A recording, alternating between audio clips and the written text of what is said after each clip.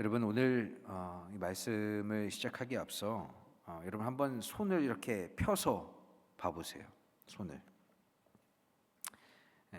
손을 피면 뭐가 보이십니까? 손금? 뭐 손등 보시는 분 없으시죠? 손바닥 이렇게 하면 또 뭐가 보여요? 손톱? 예상한 답변이 안 나오네. 손가락. 네, 손가락이 몇 개죠? 6개? 네. 여러분 뭐 저마다 다를 수 있어요. 그런데 이 손가락의 길이가 난 다 똑같다 하시는 분, 엄지랑 검지랑 중지랑 뭐 다 손가락이 똑같다, 길이가 똑같다, 없으시죠? 있으면 말씀하세요. 이건 뉴스에 나올 거예요. 우리 손가락 길이가 다 다릅니다. 그리고 굵기도 다르고 또 손가락마다 힘도 달라요. 그런데 만약 이 엄지가 잘났다고, 내가 힘이 제일 세, 내가 제일 굵어 이러면서 새끼손가락은 힘도 없고 제일 얇고 짧고 별 볼 일 없어 해서 새끼손가락을 무시하고 자른다면 이 손이 제 기능을 할 수 있습니까? 젓가락질할 때, 숟가락질할 때, 펜을 잡을 때, 물건을 들 때 이 새끼손가락이 별거 아닌 것 같아도 이걸 지탱해주는 역할을 한대요. 여러분, 손이 손답게 일하는 비결은 손가락이 다 똑같아서가 아닙니다. 서로 다른 손가락이 한 손 안에 붙어 있기 때문이죠.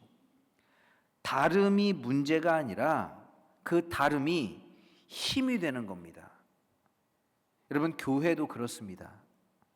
성령께서 오늘도 서로 다른 우리를 한 손처럼, 한 몸처럼 묶어 일하게 하십니다. 사도행전 13장 1절 말씀을 보면 안디옥 교회를 이끌었던 사람들의 명단이 쭉 등장합니다. 그런데 이 명단을 보면 참 뜻밖이에요. 한쪽에는 사람을 위로하고 다시 세우던 바나바가 있습니다. 그런데 또 다른 한쪽에는 한때 교회를 핍박했던, 교회를 무너뜨리려 했던 사울이 있습니다. 그 둘은 살아온 길도 다르고 자라온 배경도 다르고 생각하는 방식도 서로 너무나 다른 사람들이 한 축을 이루는 한 명단 안에 나란히 서 있습니다. 세상의 기준으로 보면 한 자리에 앉기조차 어려운 사람들입니다. 그런데 바로 이 사람들이 모인 공동체를 두고 세상은 처음으로 한 이름을 붙입니다. 사도행전 11장 26절 말씀인데, 제자들이 안디옥에서 비로소 그리스도인이라 일컬음을 받게 되었더라 라는 말씀입니다. 그리스도인, 그들이 스스로 정한 이름이 아닙니다. 안디옥 사람들이 그들의 삶을 지켜보며 붙여준 이름이었어요. 저 사람들의 삶은 그리스도를 빼놓고는 설명이 되지 않는다 라고 해서 붙여준 이름입니다. 오늘날 우리는 어떻습니까? 우리는 우리 스스로 우리를 규정하는 단어를 사용할 때 그리스도인이야, 나는 그리스도인이야 라고 표현하죠. 그런데 안디옥 교회 교인들은 스스로를 그리스도인, 그리스도를 닮으려고 노력하고 애쓰는 사람들이라고 부르는 게 아니라 그들을 바라보던 교회 밖에 있는 사람들이 저들은 그리스도를 빼놓고는 그들의 삶이 설명되지 않아, 그들의 삶을 보면 그리스도를 닮아가려고 참 애쓰는 것 같아 라고 해서 그 이름을 붙여줬다라는 거예요. 여기서 우리는 한 가지 질문을 하게 됩니다. 이렇게 다른 사람들이 어떻게 한 교회가 되었을까요? 그리고 무엇이 그들을 그리스도인이라고 불리게 했을까요? 오늘 본문은 그것이 사람의 노력이 아니라 성령의 일하심이었다라고 말씀합니다. 성령께서는 서로 다른 사람들을 모아 한 교회를 세우셨고 각 사람을 저마다의 자리에서 세우셨으며 받기만 하던 사람을 흘려 보내는 사람으로 바꾸셨습니다. 여러분, 스페인 바르셀로나에 가면 안토니 가우디가 설계한 이 구엘 공원이 있습니다. 이 구엘 공원 안에는 크기도 모양도 색깔도 제각각인 도자기 조각을 이어서 붙여 만든 아름다운 모자이크가 있습니다. 이 서로 다른 것을 이어 붙여 만드는 기법을 이 트렌카디스라고 말하는데, 이 트렌카디스는 깨지고 남은 타일 조각과 이 도자기 조각들을 다시 배열해서 새로운 작품으로 만드는 방식이에요. 그런데 이 구엘 공원이라는 이 지역은 원래 실패한 땅입니다. 이 지역을 처음 선정했을 때에는 부유한 사람들이 모여 사는 마을을 조성하기로 계획했습니다. 그래서 잘 사는 사람들에게 집을 분양해서 50채 정도 집을 분양해서 그곳에 부유한 사람들만 모여 살게 하기 위한 도시 계획을 했어요. 그런데 이 계획이 인기가 없었습니다. 분양 광고를 했는데 단 2집만 그곳에 내가 살겠다라고 신청하고 나머지는 아무도 신청하지 않았습니다. 그래서 그 사업이 성공하지 못했고 결국 중단됐죠. 사람의 눈으로 보면 꿈이 깨져버린 땅이었습니다. 그러나 그 실패의 자리를 시민을 위한 공원으로 만들고 또 깨어진 조각들은 바르셀로나를 대표하는 예술 작품으로 탄생하게 되었습니다. 저는 그 모자이크를 보면서 오늘 본문에 안디옥 교회 지도자들을 떠올리게 되었습니다. 본문 1절 말씀이죠. 안디옥 교회에 선지자들과 교사들이 있으니 곧 바나바와 니게르라 하는 시몬과 구레네 사람 루기오와 분봉한 헤롯의 젖동생 마나인과 및 사울이라. 여러분, 이 명단을 보면 모두가 다 같은 출신의 같은 배경을 가진 사람들이 아닙니다. 바나바는 유대 기독교 사회 안에서 존경받는 지도자였고 사람을 위로하고 사람을 다시 세워주는 사람의 역할을 감당했던 사람이었습니다. 그리고 니게르라 하는 시몬, 그는 이 시몬이라는 이름을 수식하는 니게르라는 말을 통해서 이 사람이 어떤 인종인지를 우리는 대략적으로 짐작할 수 있죠. 이 니게르라는 말은 오늘날 이 흑인을 상징하는 그 단어의 어원이에요. 라틴어로 어원입니다. 그러니까 이 시므온은 그때 당시에 이 다른 사람들과는 다른 피부색과 다른 문화와 배경을 가진 사람이다라는 거죠. 그리고 이 루기오라는 사람은 그의 출신이 어디라고 설명합니까? 구레네. 그런데 이 구레네는 북아프리카 지역을 의미합니다. 그리고 또 만화에는 어떤 사람이라고 소개합니까? 분봉왕 헤롯과 함께 자란 권력층 가까이에서 성장한 사람으로 설명하죠. 그리고 및 사울이라. 사울은 어떤 사람이었습니까? 과거에 교회를 핍박하던 사람이었습니다. 세상의 기준으로 보면 함께 어울려 조합하기 어려운 그런 조합이에요. 그들은 서로 살아온 길도 다르고 생각하는 방식도 서로 달랐을 겁니다. 그러나 성령께서는 같은 색깔의 조각만 고르지 않으셨어요. 그들의 차이를 지우지 않으시고 예수 그리스도의 십자가 안에서 연결하셨습니다.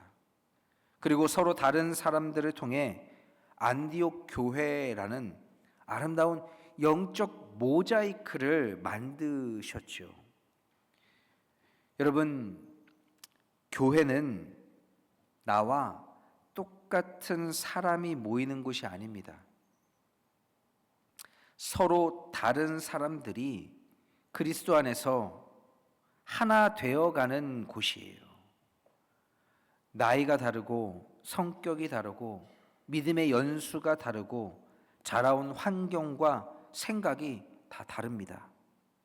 교회는 그 다름을 없애는 곳이 아니라 그 다름을 사랑으로 연결하는 곳입니다.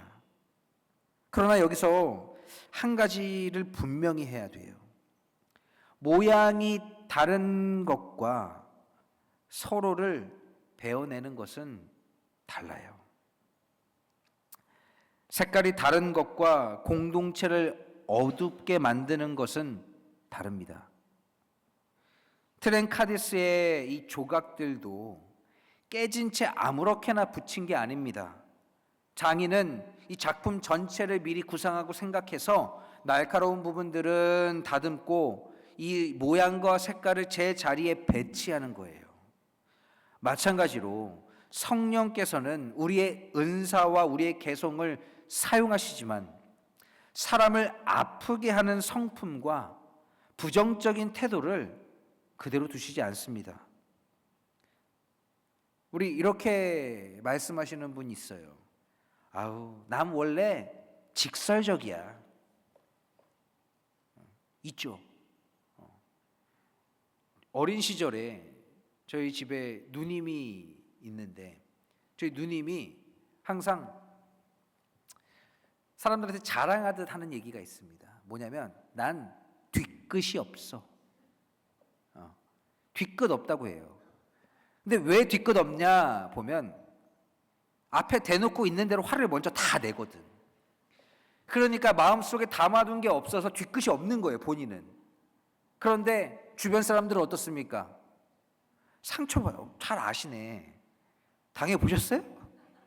상처받아요, 상처받아. 그리고 또 이렇게 말씀하시는 분도 있어요. 나는 원래 안 좋은 게 먼저 눈에 들어와. 그걸 단순히 나의 개성이라고 정당화해서는 안 되지요. 다름은 물론 존중받아야 하지만 사람을 상하게 하는 말과 공동체의 힘을 빼는 태도는 성령님을 통해 다듬어져야 하는 거예요.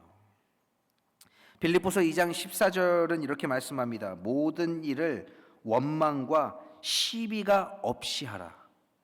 분명 성경은 모든 일을 원망과 시비가 없이 하라라고 우리에게 가르쳐 말씀하는데 원망과 시비 있게 하는 사람들이 있어요.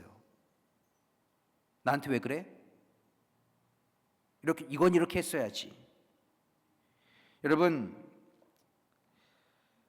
이 말씀은 문제를 말하지 말라는 게 아닙니다. 교회의 어려움과 부족함은 정직하게 이야기할 수 있어야 돼요. 그러나 건강한 문제 제기란 반드시 책임 있는 질문을 동반하는 겁니다. 그냥 이게 문제야, 저게 잘못됐어 라고 말하는 데서 멈추는 게 아니라 건강한 문제 제기는 그러면 우리가 어떻게 이 문제를 함께 해결해 나갈 수 있을까? 내가 이걸 위해 도울 수 있는 건 뭘까? 라는 이 질문까지 동반되어야 한다는 거죠. 반면 여러분, 불평은 문제만 반복할 뿐 책임은 지지 않습니다. 오늘은 뭐가 이래, 저건 저래. 이런 불평은요, 문제만 반복시킬 뿐이에요. 사람들 마음에 낙심을 퍼뜨리고 공동체가 앞으로 나아가지 못하게 합니다.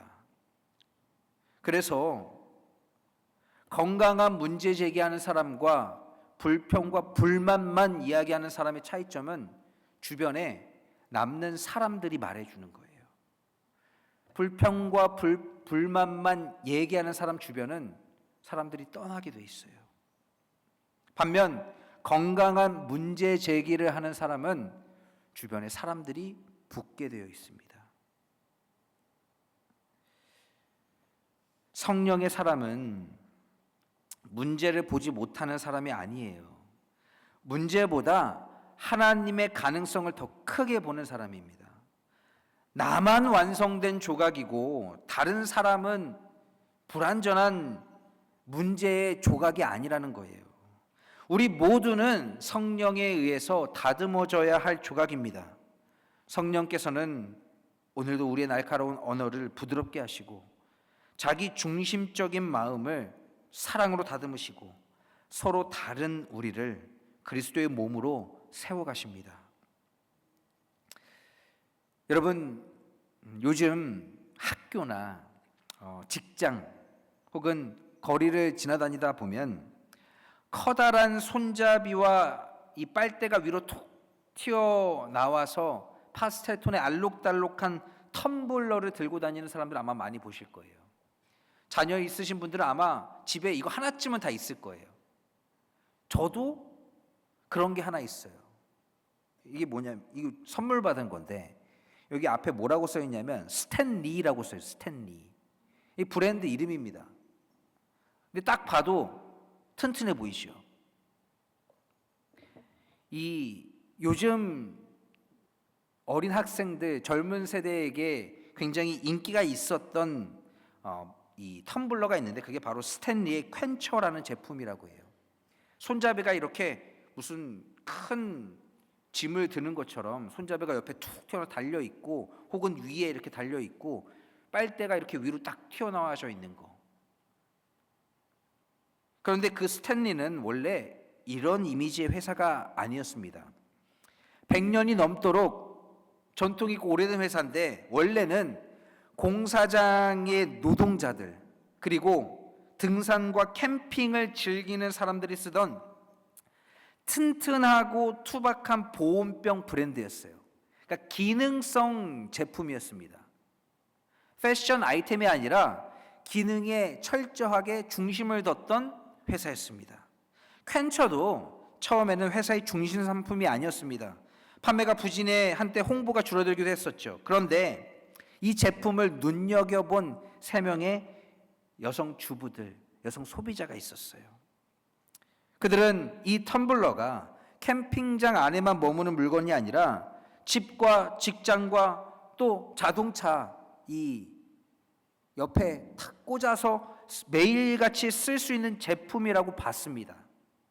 그래서 이 제품들을 직접 소개하고 판매하며 가능성을 증명했고 스탠리는 그들이 마케팅을 전담해서 하겠다라는 그런 제안에 귀를 기울여서 그들에게 모든 권한을 맡깁니다.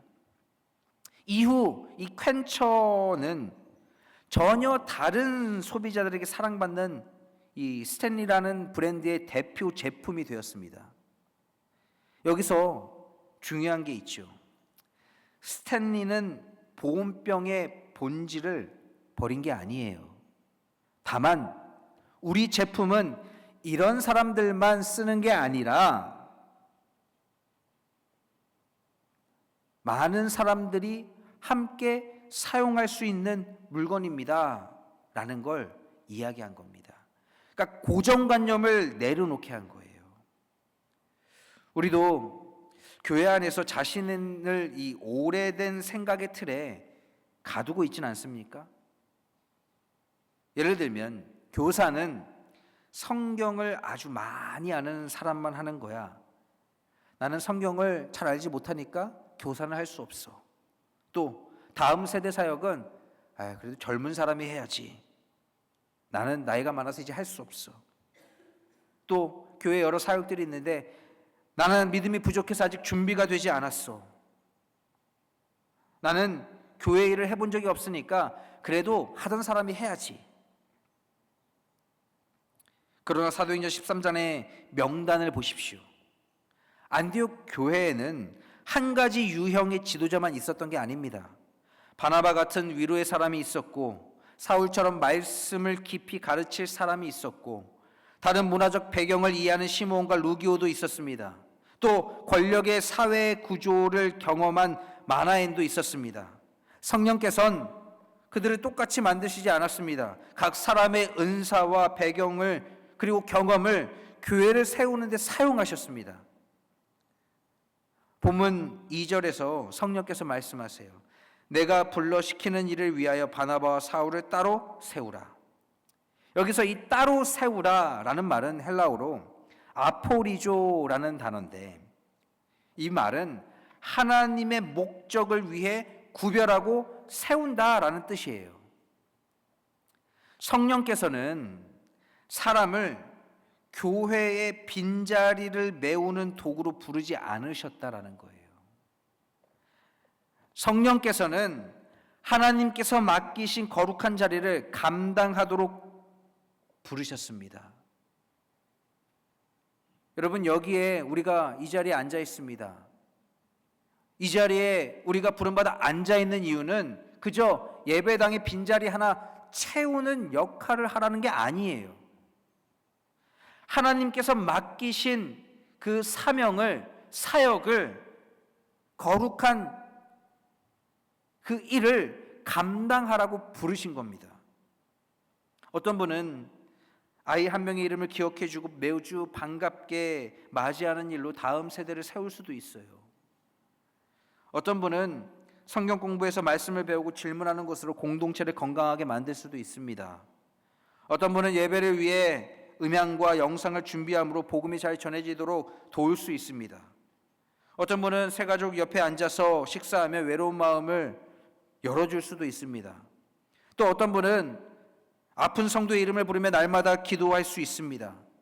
모든 사람이 바나바일 필요는 없어요. 모든 사람이 또 사울일 수도 없습니다. 그러나 모든 사람에겐 각자 저마다에게 맡기신 사명의 자리가 있다라는 거예요. 여러분, 교회는 누가 섬길 것인가? 라는 그 질문을 저 멀리 던지지 마십시오. 오늘 성령께서는 우리에게 묻습니다. 내가 너를 어디에 세우고 있는지 듣고 있느냐?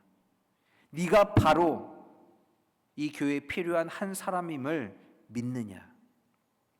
이제 누군가는 하겠지 라는 그런 생각 내려놔야 합니다.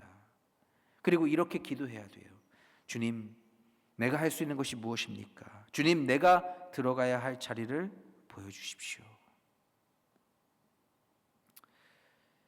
과거에는 여러분, 사진을 찍으려면 뭐가 반드시 필요했습니까?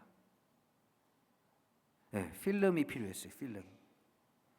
그런데 이 디지털 카메라와 스마트폰이 등장하면서 이 필름 시장은 급격하게 줄어들었죠. 일본에 이 필름을 만드는 대표적인 회사가 뭔지 아십니까? 예? 그렇죠. 후지 필름. 회사 이름이 후지 필름이에요. 이 일본의 후지 필름도 핵심 상품의 시장 자체가 사라지는 거대한 위기 앞에 놓이게 되었습니다. 그런데 후지 필름은 이제 아무도 우리 필름을 쓰지 않으니 우리 기술은 쓸모없구나 라고 생각하지 않았습니다. 그들은 필름을 만들며 쌓은 기술을 하나하나 다시 살펴보기 시작했어요.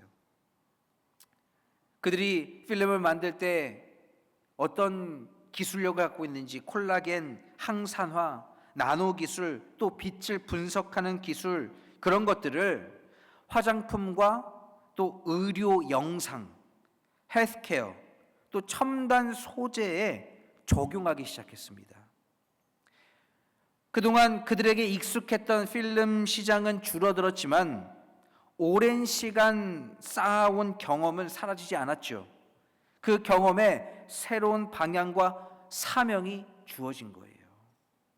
저는 이게 우리의 신앙과 굉장히 닮았다고 생각합니다. 처음 교회에 올 때 우리는 대체적으로 받으러 와요.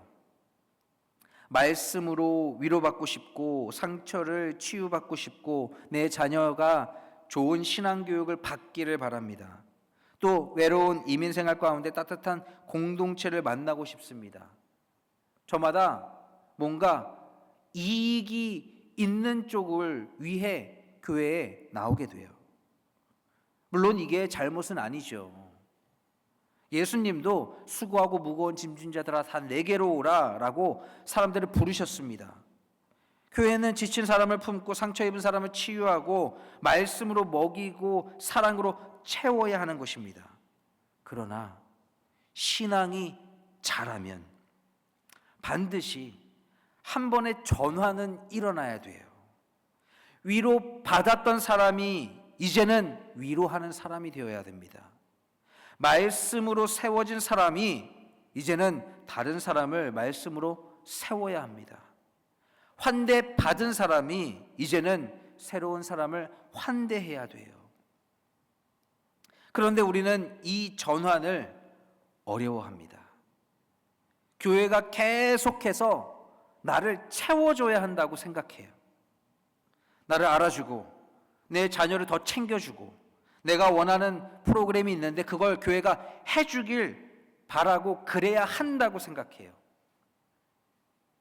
내가 그걸 하는 자리에 나가는 게 아니라 아직도 교회가 나에게 그런 것들을 계속해서 제공해줘야 한다고 생각합니다.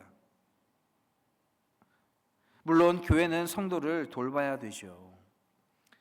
그러나 돌봄을 감사로 받지 않고 당연한 권리로 여기기 시작하면 그건 신앙이 아니라 종교 생활이 되는 거예요. 다시 여러분 한번 돌아보십시오. 나는 종교인으로 종교 생활을 지금 이 교회에서 하고 있는가? 아니면 나는 신앙인으로 그리스도인으로 신앙 생활을 하고 있는가?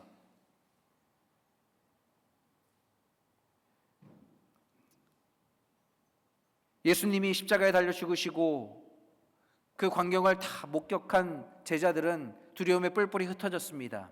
그 가운데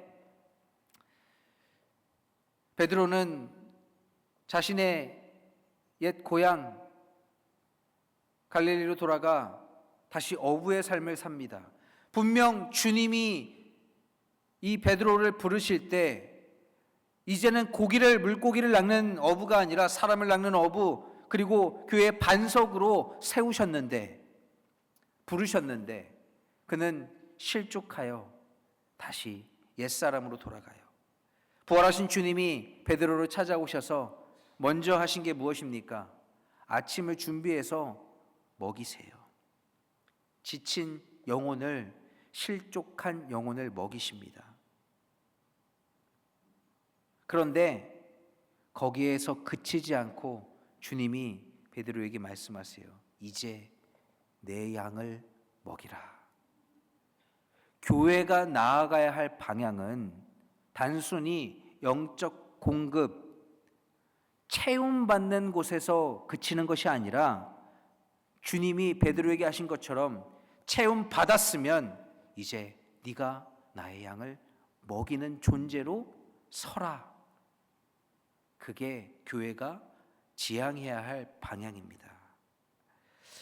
오늘 본문 2절은 이렇게 말씀해요. 주를 섬겨 금식할 때. 여기서 주를 섬겨라는 말은 헬라어 원어 성경에 레이투르게오라는 말인데 이 단어는 제사장이 성전에서 하나님께 예배하고 봉사하는 행위를 뜻합니다. 성경은 안디옥 교회가 예배를 구경했다라고 말하지 않아요. 주를 섬겼다라고 말합니다. 그러므로 예배의 질문은 오늘 내가 무엇을 받았는가로 끝나지 않습니다. 나는 오늘 주님께 무엇을 드렸는가? 내가 받은 은혜가 이번 주 누구에게 흘러가야 하는가? 이 질문으로 나아가야 하는 거예요. 여러분, 후지필름이 오랜 기술을 새로운 것에 사용한 것처럼 하나님도 여러분의 삶에 쌓인 경험을 버리지 않으십니다. 이민자로 살아오며 쌓은 경험이 있습니다. 자녀를 키우면서 흘린 눈물이 있습니다. 직업과 사업장에서 배운 지혜가 있습니다. 질병과 상실을 통과하며 얻은 깊이가 있습니다. 하나님은 그것을 여러분 안에만 묻어두지 않으세요. 누군가를 가르치는 재료로 사용하십니다. 상처 입은 사람을 이해하는 마음으로 바꾸세요. 교회를 세우는 지혜로 사용하십니다. 다음 세대를 품는 기도로 바꾸세요. 예수님이 말씀 가운데 이 예화로 하신 말씀이 이 주인이 있는데 종들에게 멀리 떠나면서 달란트를 맡깁니다. 저마다 각각 받은 달란트가 달라요. 많이 받은 사람도 있고 그 중간값을 받은 사람도 있고 최저로 받은 사람도 있습니다. 그런데 예수님이 나중에 돌아오셔서 맡긴 사명을 이제 결산하는 시간을 갖는데 그 가운데 1달란트를 받은 이 일꾼이 이 1달란트를 내가 뭔가 하다가 잃을 수도 있겠다라는 두려움에 땅을 파서 그냥 묻어둡니다. 그리고 예수님이 오셔서 자 이제 내가 너에게 맡긴 달란트를 어떻게 했느냐라고 물으시자 저마다 얘기합니다. 저는 5달란트 받은 걸 어떻게 불렸고 뭘 했고 하는데 1달란트 받은 사람이 자랑스럽게 얘기합니다. 주님, 저는요 혹시라도 내가 이걸 잃게 될까 봐 손해 볼까 봐 땅에 잘 묻어두고 있는 그대로 내가 다시 가져왔습니다. 그러자 주님께서 하시는 반응이 무엇입니까? 그를 꾸짖어 혼내요. 왜 그렇습니까? 내가 내게 맡긴 사명이 있는데 너는 왜 그걸 사용하지 않느냐? 받은 것을 왜 그저 네 안에 묻어두었느냐? 라고 책망하십니다. 여러분, 교회 사역은 내 삶에 불필요한 일을 하나 더 얹어 하는 게 아닙니다. 하나님께서 주신 은혜와 경험의 방향을 다른 영혼을 향해 돌리는 거예요. 받기만 하던 신앙에서 흘려보내는 사명으로 전환되는 겁니다.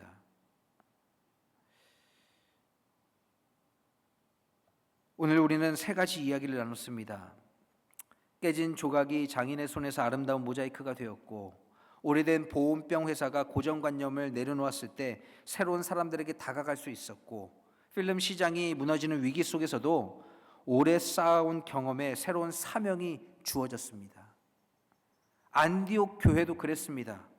서로 다른 조각들이 예수 그리스도의 십자가 안에서 하나가 되었습니다. 다양한 사람들이 성령의 부르심에 따라 각자의 자리에서 세워졌습니다. 받기만 하는 예배자가 아니라 주님을 섬기는 사람들이 되었습니다. 그리고 세상은 그들의 삶을 바라보며 그리스도인이라고 불렀습니다. 오늘 성령께서 우리에게도 말씀하세요. 너는 손님이 아니다. 너는 다른 사람의 섬김을 평가하기 위해 앉아 있는 사람이 아니다. 내가 너를 이 교회에 세웠다. 내가 내게 맡긴 자리가 있다. 섬기다 보면 내 수고가 굉장히 커 보일 때가 있습니다. 내가 말이야 이만큼 했는데 왜 날 아무도 알아주지 않아? 그런 마음 들 때가 있어요. 그때 우리는 다시 십자가를 바라봐야 합니다. 예수님은 섬김을 받으셔야 할 분이셨지만 종의 모습으로 우리에게 오셨고 마지막에는 십자가에서 자신의 생명을 우리에게 내어주셨습니다. 왜 내가 이만큼 했는데 아무도 날 알아주지 않아? 왜 저 사람은 안 해? 나는 이만큼 하는데 말이야. 이런 마음이 왜 듭니까? 십자가가 작아지면 내 헌신이 커 보이게 되는 거예요. 그런데 십자가가 커지면 내 헌신은 감사가 됩니다. 예수 그리스도의 십자가의 은혜가 커지면 내 수고가 감사가 돼요. 우리가 섬겨야 구원받는 게 아닙니다. 이미 구원받았기 때문에 섬기는 거예요. 봉사해야 사랑받는 게 아닙니다. 이미 사랑받았기 때문에 봉사하는 거예요. 이제 우리 이렇게 고백하길 원합니다. 주님, 제가 바로 그 한 사람입니다. 내게 주신 은사와 경험으로 교회를 섬기게 하시고 나의 섬김을 통해 내 이름이 아니라 예수님의 이름이 드러나게 하여 주옵소서. 여러분, 세상은 우리 교회 간판보다 교회 안에 우리의 관계를 먼저 바라봅니다. 우리의 신앙 고백보다 우리의 말과 섬김을 먼저 읽습니다. 안디옥 사람들이 성도들의 삶을 보고 그리스도인이라고 불렀던 것처럼 우리의 가족과 이웃과 다음 세대가 우리를 보며 이렇게 말할 수 있기를 바라요. 야, 저 사람을 보면 예수님이 생각난다. 야, 우리 엄마 아빠 보니까 진짜 예수님이 떠올라. 저 교회엔 그리스도의 사랑이 살아있다. 아니, 교회 이름만 참사랑교회면 뭐예요? 안에 사랑이 없으면. 서로 다른 우리가 성령의 손에 붙들려 아름다운 하나님의 교회를 이루고 우리의 말과 태도와 섬김을 통해 세상에 그리스도의 얼굴을 비추게 되기를 주님의 이름으로 간절히 축원합니다. 함께 기도하겠습니다.